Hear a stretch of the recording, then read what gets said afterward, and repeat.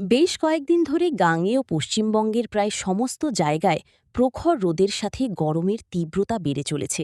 তাই আমজনতার এই গরমে জীবন অষ্টাগত হয়ে উঠেছে। এই অবস্থায় রানাঘাটের বেশ কিছু যুবক একত্রিত হয়ে একটা সংগঠন তৈরি করেছেন, যাদের মূল কাজটি হল সমাজের উন্নয়ন সাধন করা। এই সংগঠনের নাম দ্য নেক্সট জেনারেশন প্রজেক্ট। আজ এই সংগঠনের পক্ষ থেকে রানাঘাট কামারপাড় মোড়ে এক্সপ্রেস বাজারের সামনে এই সংগঠনের প্রধান উদ্যোক্তা আদিত্য সাহা মহাশয়ের উদ্যোগী এক জলছত্রের আয়োজন করা হয়।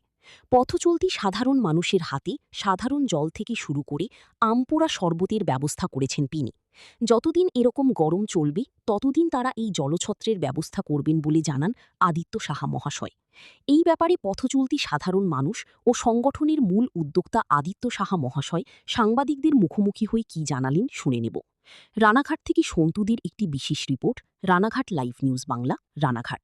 আজকে আপনারা এই জলছত্র কি কারণে করছেন?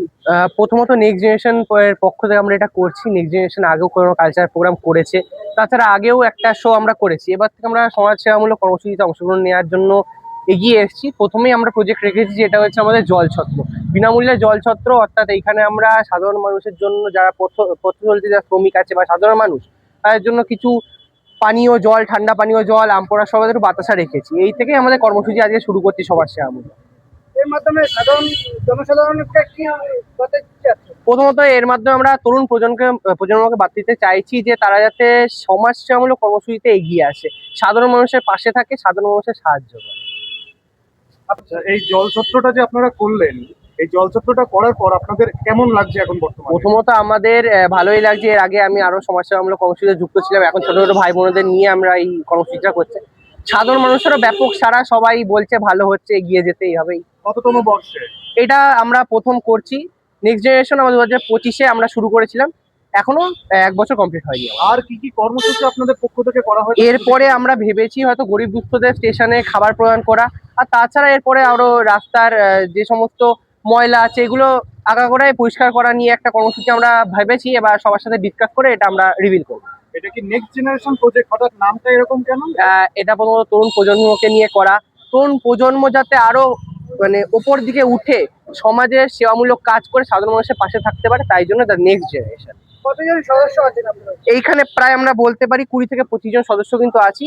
কিছুজন এখানে আছে আর কিছুজন এখনো আসছে। সাধারণ মানুষের সারা এই জলছত্রে কিরকম মনে হচ্ছে আপনার? সাধারণ মানুষের ছাড়া জলছত্রে খুব ভালো, তারা ঠান্ডা জল পেয়ে খুবই রিল্যাক্স বোধ করছে। এবং আর যেহেতু আমপোড়া শরবত আছে, কাঁচা আমের শরবত, সেখানে খেয়েও ভালো বলছে তোমাদের আশীর্বাদ আমাদের সঙ্গে থাকবে। আর তাছাড়া হচ্ছে ব্যাপক সাড়া পাচ্ছে আর এগিয়ে যাওয়ার জন্য তারা মোটিভেশনও করছেন। আপনার নাম? আমার নাম আদিত্য সাহা। তো দাদু, এই যে আজকে নেক্সট জেনারেশন প্রজেক্ট, এই যে জল ছত্র করেছে, সাধারণ মানুষকে জল দান করছে তারা, এতে আপনার কতটা উপকার হয়েছে এবং কি বলতে চাইছেন এদের জন্য আপনি? আমি বলতে চাইছি, এই যে এত গরম আর এই যে প্রখর রোদ্দুরের ভেতরে তোমরা যে মানুষকে একটু জল পান করাচ্ছ বা শরবত পান করাচ্ছ, এর থেকে মহৎ কাজ আর কিছু নাই। কেননা মানুষ এই রোদে সে তৃষ্ণার্ত, সেই তৃষ্ণা যদি তোমরা দূর করতে পারো তবেই তো তুমি মহান, তোমরা সবাই মহান। আমি তাই বলি, এই গরমে তোমরা সবাইকে একটু জল দান বা একটু শরবত প্রদান করো, তারাও শান্তি পাবে, তোমরাও আনন্দ পাবে।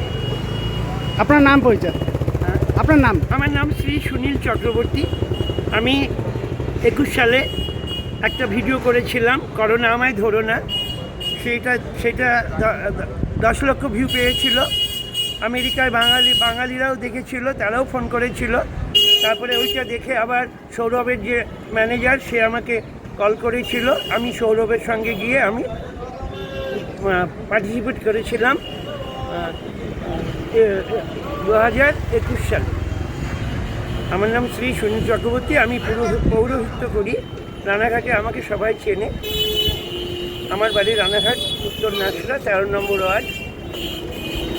খুব সুন্দর জল তেষ্টা পেয়েছে, আমি খেলতাম।